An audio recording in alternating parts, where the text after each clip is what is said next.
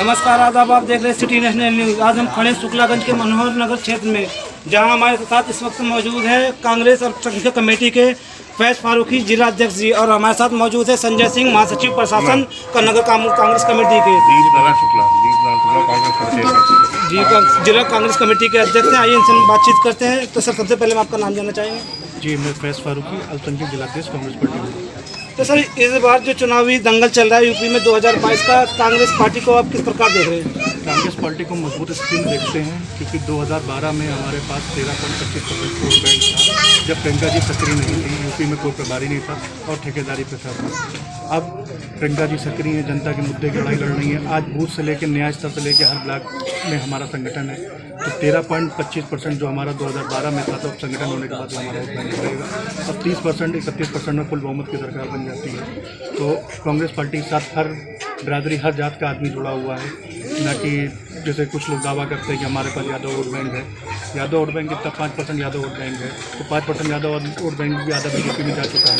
2.5% के ही नेता रहेंगे अखिलेश यादव जी। कांग्रेस पार्टी के पास हर जनता, हर समुदाय का वोट बैंक है, और माइनॉरिटी का अगर मुस्लिम वोट बैंक 19.5% में अगर आधा भी मिलता है, तो 13% हमारे पास पहले का वोट बैंक जो है, तो 30-32% में हम अपनी सरकार से चल रहे हैं। जैसे सर, समाजवादी पार्टी हुई या बीजेपी पार्टी, अन्य पार्टी में उनका कहना है कि कांग्रेस पार्टी इस वक्त तो चुनाव दंगल से मैदान से दूर है, दूर दूर तक नहीं है।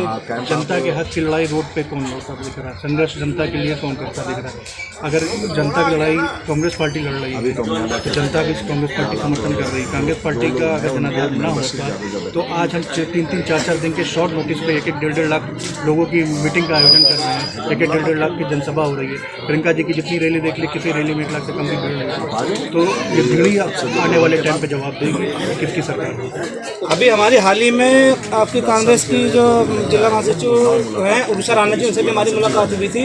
उन्होंने बताया जो कांग्रेस मैनिफेस्टो लाई है कि महिलाओं को सशक्तिकरण के लिए या बच्चों के छात्र छात्राओं के लिए आपका स्कूटी हो गई, मोबाइल हो गया, तो इस संबंध में आपको जानकारी दी? देखिए, इंटर पास सीताराम धर्मशाला के सामने मनोहर नगर वाली गली में आ जाओ, और महिलाओं के लिए फ्री बस, हनी बकई हर महिला को गृहस्थी चलाने में इस महंगाई के दौरान बहुत दिक्कत हो रही है। तो उसकी वजह से 3 साल मुफ्त देने का भी कहा गया है, और कोरोना की आर्थिक मार की वजह से 25,000 रुपये हर परिवार को देने का प्रावधान किया है। जो मानदेय पे आशा बहुएं थी, जो 2,000-3,000 रुपये थी, उनको 10,000 देने का प्रावधान किया गया। तो महिला शक्तिकरण पर प्रियंका गांधी जी ने विशेष ध्यान दिया। आपने सुनी फैज फारूकी साहब जी की बातें कि इस बार कांग्रेस कई जो मुद्दे पिछली बार रह गए हैं, जो कमियां रह गई हैं, उनको दरकिनार करके नए तरीके से, नए सिरे से फिर से चुनाव मैदान में उतरे। हमारे साथ मौजूद हैं संजय सिंह जी, उनसे भी बातचीत करते हैं। दीप नारायण शुक्ला जी, उनसे भी बातचीत करते हैं। सर, आपका नाम? सबसे पहले आपका नाम जानना चाहेंगे। दीप नारायण शुक्ला, मैं नगर दक्षिण कांग्रेस कमेटी का गंगा घाट का। तो सर, आप किस प्रकार देख रहे हैं इस वक्त, जैसे जन सैलाब है, सपा की तरफ एक रुख है, एक तरफ जा रहा है, बीजेपी की तरफ एक रुख जा रहा है, ओवैसी की तरफ, तो आप जनता को किस तरफ देख रहे हैं? जनता को हम सीधे तरीके से देख रहे हैं। जनता की जो लड़ाई लड़ेगा, जनता निश्चित तौर पर उसके साथ जाएगी, और कांग्रेस में सड़कों पर, जमीन पर लड़ेगी प्रियंका जी के नेतृत्व। तो इस बार किन मुद्दों को लेकर आप लोग चुनाव मैदान में उतरे हैं? जहाँ पर एक और महंगाई हमारा बड़ा सबसे बड़ा मुद्दा है, दूसरी ओर महिला उत्पीड़न हमारा सबसे बड़ा मुद्दा है, तीसरा किसान उत्पीड़न हमारा सबसे बड़ा मुद्दा है। वक्त जमीन पर जितने भी मुद्दे हैं, उन सारे मुद्दों की लड़ाई कांग्रेस पार्टी हमारी लड़ रही है। प्रियंका गांधी जी के नेतृत्व में हम लोग सड़क पर, जमीन पर, खेतों में, खलिहानों में, यहाँ तक संसद तक, विधानसभा तक हम लोग लड़ रहे हैं। निश्चित तौर पर उत्तर प्रदेश में आने वाले कल में कांग्रेस की पूर्ण बहुमत की सरकार होगी। किसान की आपने बात करी, किसान आंदोलन को लेकर उनके जो 3 बिल वापस कर लिए गए, सरकार का कहना है हमने 3 बिल वापस कर लिए। सरकार के 3 बिल वापस कर लिए हैं, तो MSP क्यों नहीं ले आती है? MSP को कानून बना दे, हम मान लेंगे, पर उनकी मंशा में, उनकी नीयत में खोट है। आज भी एक बयान उन्होंने दिया है, उनके तोमर साहब में जो कृषि मंत्री हैं, कि ये 3 बिल को काले कानून फिर नए आ सकते हैं। इसलिए उनके मन में हमेशा छल कपट, प्रपंच, धोखा, राम नाम और ये हिंदू मुसलमान के अलावा उनके पास कोई काम नहीं है। उनके पास केवल तकनीक का काम है कि किस तरीके से क्षेत्र को, समाज को, हर जात को, आज धर्म के लोगों को आपस में लड़ा, जिससे कि उनकी सत्ता बनी रहे। और कांग्रेस लोगों के हक की लड़ाई लड़ती है, महंगाई के खिलाफ महिलाओं की लड़ाई लड़ती है, किसानों की लड़ाई लड़ती है। और 32 साल से हम उत्तर प्रदेश में नहीं है, परंतु उत्तर प्रदेश में नहीं है तो तमाम कारण होंगे पर आज हमारी महबूब नेता प्रियंका गांधी जी हमारे बीच में हमारे साथ खड़े होकर जनता की लड़ाई लड़ रही हैं। और हम आपको पूरा आश्वस्त करते हैं उत्तर प्रदेश में पूर्ण बहुमत की कांग्रेस सरकार बनेगी। और जो ब्राह्मणों के साथ, मैं ब्राह्मण समाज से आता हूँ, जो ब्राह्मणों के साथ नौजवानों का इनकाउंटर किया और मारे जा रहे हैं, उनको यातना दी जा रही है, उनको परेशान किया जा रहा है, तो हमारा समाज भी कांग्रेस के साथ पूरी तरीके से खड़ा है। 19.5% माइनॉरिटी भी उनके साथ खड़ा है प्रियंका जी के नेतृत्व में। दलित समाज भी कहीं ना कहीं ठगा से अपना महसूस कर रहा है, वो भी कांग्रेस के साथ खड़ा है।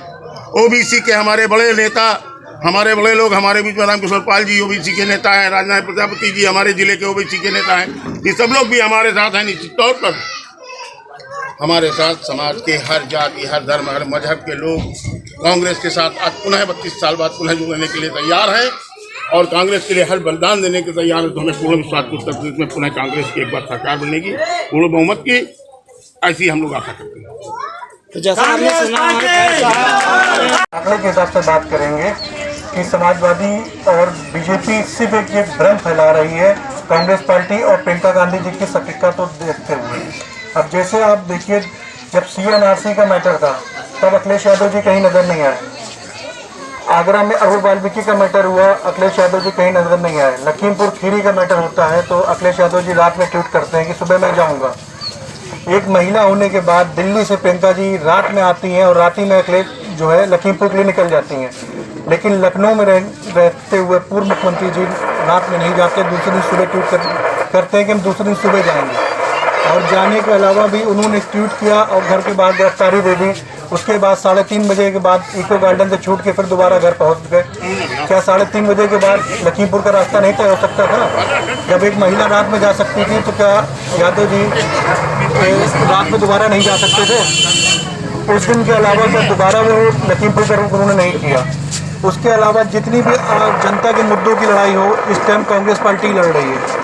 अब रही आंकड़ों की बात, लोग कहते हैं कि कांग्रेस के पास अपना जनाधार नहीं है, 32 सालों से सत्ता में नहीं है, कैसे ये सरकार बनाएंगे? देखिए 2012 के आंकड़ों के हिसाब से हमारे वोट बैंक 13.26% हमको वोट मिला था 2012 के हिसाब से। 17 में हम लोग गठबंधन में रहे और गठबंधन में रहने के अलावा हम लोग का नुकसान कांग्रेस पार्टी का गया। कुछ लोग कहते हैं कि समाजवादी अगर गठबंधन ना करती और अच्छा लड़ लेती, हम लोग कहते हैं कि अगर कांग्रेस गठबंधन न कर लेती तो उससे अच्छा लड़ती। 2012 में भी हमारे 28 विधायक थे, 2012 में हमारा 13.26 वोट बैंक प्रतिशत वोट हमारे पास था। तब प्रियंका जी ना यूपी की प्रभारी थी, ना यूपी में कांग्रेस का इतना मजबूत संगठन था। आज के टाइम पे प्रियंका जी प्रभारी हैं, जनता के हर मुद्दों की लड़ाई लड़ रही हैं और हर ब्लॉक, हर न्याय स्तर, हर बूथ वाइज हमारा संगठन है। तो जो वोट बैंक हमारा 13.26% 2012 में था, तो क्या संगठन बढ़ने के बाद हमारा वोट बैंक बढ़ेगा? नहीं बढ़ेगा, दाम वाला बढ़ेगा। अब रही बात आंकड़ों के हिसाब से, 2007 में मायावती जी 30.29% में अपनी फुल बहुमत की सरकार बना लेते हैं। 2012 में अखिलेश यादव जी 31.62% में अपनी फुल बहुमत की सरकार बना लेते हैं। जब 14% 13.25% हमको हमारा वोट बैंक 2012 का है और संगठन बढ़ने से बढ़ेगा, तो क्या हम लोग अपनी सरकार नहीं बना सकते? ये तो गुमराह करने वाली बात हो रही है कि जो है समाजवादी और भाजपा के थ्रू की कांग्रेस पार्टी का जनाधार नहीं है। जनाधार नहीं है तो जनता के हक की लड़ाई हम कैसे लड़ रहे हैं? 3-3 दिन के नोटिस पे हम 1-1 लाख लोगों की मीटिंगें कैसे करे ले रहे हैं? हमारा संगठन इस टाइम पे मजबूत है और इंशाल्लाह आने वाले चुनाव में हम लोग और बेहतर करेंगे और सरकार बनाएंगे। आमीन।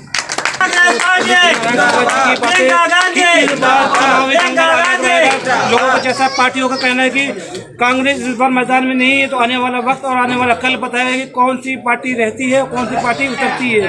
जुड़े रहिए हमसे हर नई खबर के लिए, देखते रहिए सिटी नेशनल न्यूज़ 24। कैमरामैन निर्मल शुक्ला के साथ फैयाज हुसैन।